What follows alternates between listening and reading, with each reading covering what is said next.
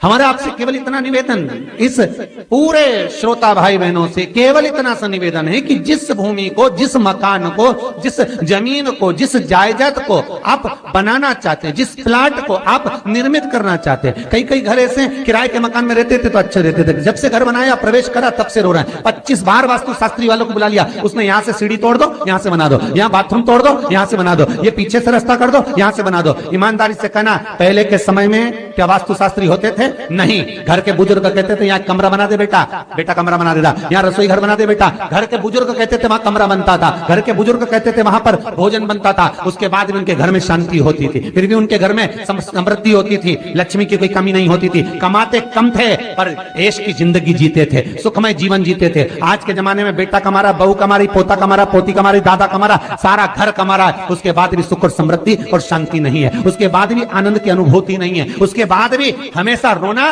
केवल सुख का होता है। जरा सा घर में 4 लोग रह रहे हैं पर चारों के मुंह भगोने जैसे रहते हैं, एक तपेले जैसा मुंह, एक भगोने जैसा मुंह, एक थाली जैसा मुंह, एक बल्टोई जैसा मुंह, सब कोई बोलने को तैयार नहीं, क्योंकि जब जब बोले तो बर्तन की आवाज आए तो बोलेगी। एक माँ बैठी टीवी के सामने, एक माँ बैठी, एक सोफे पे बैठा, बोले ही नहीं आपस में। वो सुख गया का महाराज।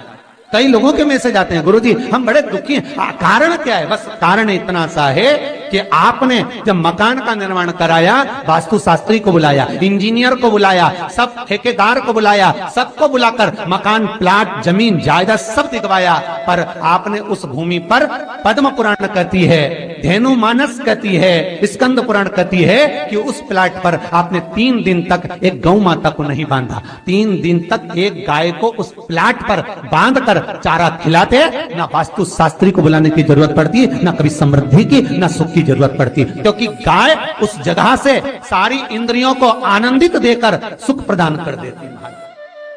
उस जगह के सारी रोग, बीमारी, कष्ट, तकलीफ, दुख को गौ माता खींच ले। गौ माता जैसी जगत में कोई नहीं हो सकता। हाथ में घड़ी नहीं बांधती गौ माता, पर 4 बजे आपके यहाँ रोटी मिलती है तो 4 बजे खड़ी मिल जाती है। 3 बजे भोजन मिलता है तो 3 बजे आपके दरवाजे पे मिल जाती है। 1:30 बजे भोजन दोगे तो 1:30 बजे ही मिलेगी। 1:20 पे दोगे तो 1:20 पे ही मिलेगी। कोई घड़ी नहीं बांधती, फिर भी समय पर आ जाती है। क्यों? क्योंकि भगवान ने उसको ऐसा बनाया है, 33 कोटि देवताओं ने उसमें ऐसा विराजमान कर दिया है कि जगत का वो कल्याण कर सकती है। उसका एक एक अंश जीव का कल्याण करने वाला है, एक एक अंश जगत का उद्धार करने वाला है। पर हम ये आज के युग में हम उसको भूल गए। आज के युग में हम ये सोचते हैं कि हम वास्तु शास्त्री को बुला लें, वो ये बता दे, हमने ये फ्लैट बनाया, हमने ये मकान बनाया, इसकी छत कैसी, इसका कमरा कैसा, वो बता देगा, सब कुछ बता देगा। उसके बाद भी लोगों को क्या सुख नहीं है, उसके बाद भी शांति नहीं। फिर चलो तो चलो किसी बाबा जोगी क्या पहुंच गए जो ऐसा घूम घूम के बताता, और उसके यहाँ जाकर पूछ लिया, बताओ बाबा जी हमारे घर में शांति नहीं, तो बाबा जी एक ही बात बोले, तेरे ही घर का है जिसने कुछ कर दिया। अब इसको याद आया 15 दिन पहले मेरी जेठानी से लड़ाई हुई थी, उसी ने कुछ करा होगा। अब बताओ बाबा जी ने आपस में ऐसा बीज बो दिया कि घर और जुड़ा हुआ था तो टूट गया। कोई बाबा जोगी सन्यासी तपस्वी साधक उपासक कभी नहीं कहता कि घर का है। हमेशा याद रखो, संसार में किसी की सामर्थ्यता नहीं है कि कोई आपका बुरा कर दे, किसी की सामर्थ्यता नहीं। संसार में किसी की सामर्थ्यता नहीं कि आपका बुरा कर दे, बस आपका बुरा आपका किया हुआ कर्म करता, कोई दूसरा नहीं कर सकता। एक नींबू गिर गया दरवाजे पे तो 14 दिन तक नींद नहीं आई। सीसीटीवी कैमरे में देखो कौन पटक के गया, मेरे को तो 3 दिन से शंका हो रही पड़ोसन पे। अब बताओ, जब कैमरे में देख लिया तब मालूम पड़ा बेचारा साइकिल वाला सब्जी लेके जा रहा था उसके घर पे और नींबू पॉलिथीन से टपक गया। तब सुकून मिला कि ये नींबू, तब सोई आराम से कि पड़ोसन ने कुछ नहीं किया। ना जाने किसने क्या विद्या कर दी, ना जाने कौन ने कौन सा टोना मार दिया। केवल एक दीवार ऐसी होती है जहां पर हनुमान जी का चित्र लगाया जाता है। चाहे तुम पर्वत उठाने वाला चित्र लगाओ हनुमान जी का, चाहे बैठे हुए लगाओ, चाहे रामायण पढ़ने वाला लगाओ, चाहे लंका दहन करने वाला लगाओ, चाहे राम नाम जपने वाला लगाओ, चाहे लक्ष्मण को संजीवनी देने वाला लगाओ, चाहे मौन मुद्रा में लगा दो, चाहे स्तुति में लगा दो, चाहे भजन में लगा दो, हनुमान जी का कोई भी चित्र लगता है तो ना पूरब में लगेगा, ना पश्चिम में लगेगा, ना दक्षिण में लगेगा। हनुमान जी का अगर चित्र लगता है तो उत्तर की दीवार में दक्षिण को देखते हुए लगता है, केवल एक ही स्थान।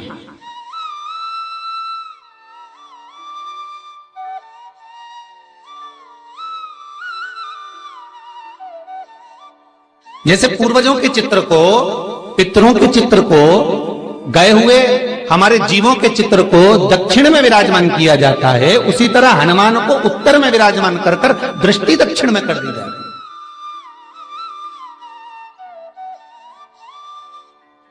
घर में हनुमान जी के जितने फोटो होते हैं उसको केवल दक्षिण दिशा में लगा और उत्तर दिशा में लगा बिठा देते हैं, और दक्षिण की ओर उनकी दृष्टि होना चाहिए, दक्षिण की ओर उनका मुख होना चाहिए। क्यों?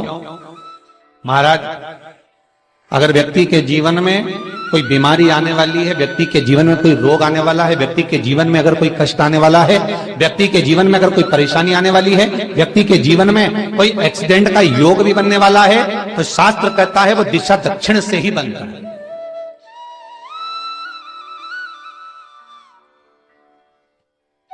ये दक्षिण जो दिशा है ये यम की दिशा है। यहां संपूर्ण परिवार के साथ यमराज अपने आनंद में निवास करता है। और जब हमारे घर में, हम ये नहीं करें कि आप हनुमान जी का फोटो लगाओ, हम ये भी नहीं करें, आपके घर में हो और आपने अगर विराजमान कर रखा है किसी दिशा में, तो हमारा तो निवेदन रहेगा, अभी तक आपने अगर जैसा रखा पर एक बार दिशा बदल कर देखना कि रोग, बीमारी, कष्ट, दुख, तकलीफ में आपको लाभ मिला कि ना मिला।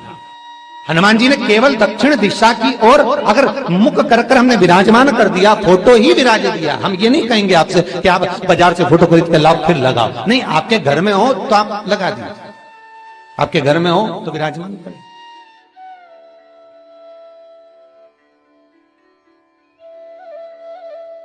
अच्छा, कितनी विपरीतता है वो भी आप जरा जानिएगा महाराज, कि शंकर भगवान के ऊपर जो जल चढ़ाया जाता है उसकी जलाधारी उत्तर में जाती है।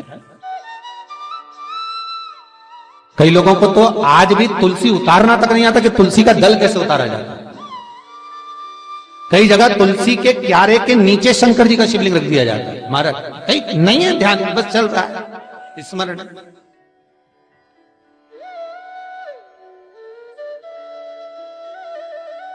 भगवान शिव का जो जल जा रहा है वो उत्तर की ओर जा रहा है, और हनुमान जी को उत्तर में विराजमान कर कर मुख दक्षिण की ओर कर दिया गया।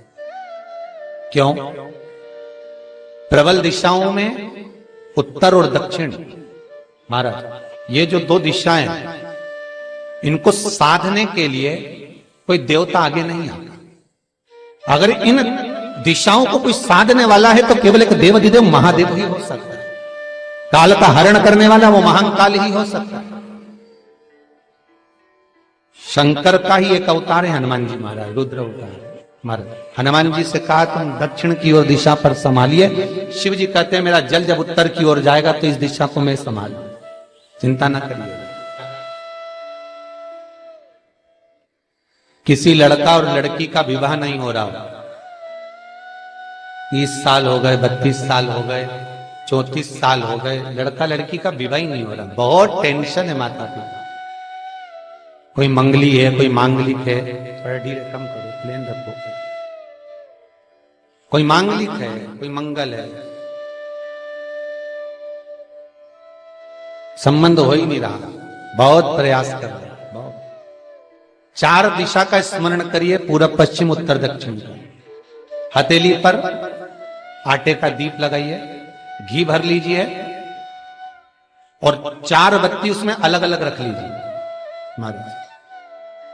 थोड़ा सा पीला चावल हल्दी में कर उसमें डाल लीजिए।